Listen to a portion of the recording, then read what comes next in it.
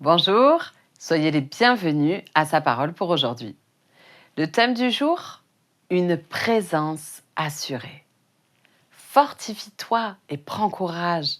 Ne t'effraie point et ne t'épouvante point, car l'Éternel, ton Dieu, est avec toi dans tout ce que tu entreprendras.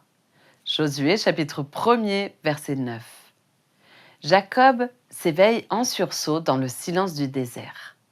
Sa première phrase n'est pas une confession de péché, mais un cri de stupéfaction. Certainement, l'Éternel est en ce lieu, et moi je ne le savais pas. Genèse, chapitre 28, verset 16. Cette découverte devient le socle de tout son itinéraire. Jacob avait enregistré l'essentiel. Dieu ne l'attendait pas au tournant pour le sanctionner. Il l'attendait dans le désert pour l'accompagner. Dieu avec et non pas contre. C'est ici que le spirituel reprend ses droits sur le rituel. Trop souvent, nos traditions et nos systèmes religieux ont figé l'image d'un Dieu comptable, érigeant des barrières et des interdits.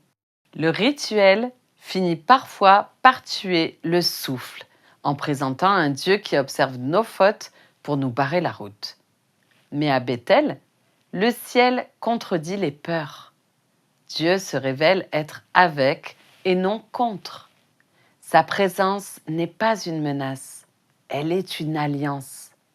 Il ne vient pas pour écraser le fuyard, mais pour envelopper son errance. La preuve ultime de cette bienveillance se trouve dans le nom même du Christ, Emmanuel, Dieu avec nous. Ce que Jacob a entrevu au pied de l'échelle, nous le possédons pleinement en Jésus. Les disciples, après la crucifixion, ont craint que tout ne soit perdu, que le lien soit rompu à jamais par la mort. Pourtant, la résurrection vient attester d'une présence invincible. C'est pourquoi l'une des dernières paroles du Christ avant son ascension résonne ensuite comme un écho parfait à la promesse faite à Jacob. Voici, je suis avec vous tous les jours, jusqu'à la fin du monde. Matthieu chapitre 28, verset 20. Que vous soyez seuls dans votre propre désert ou réunis à 2 ou 3, cette réalité demeure. Il est là.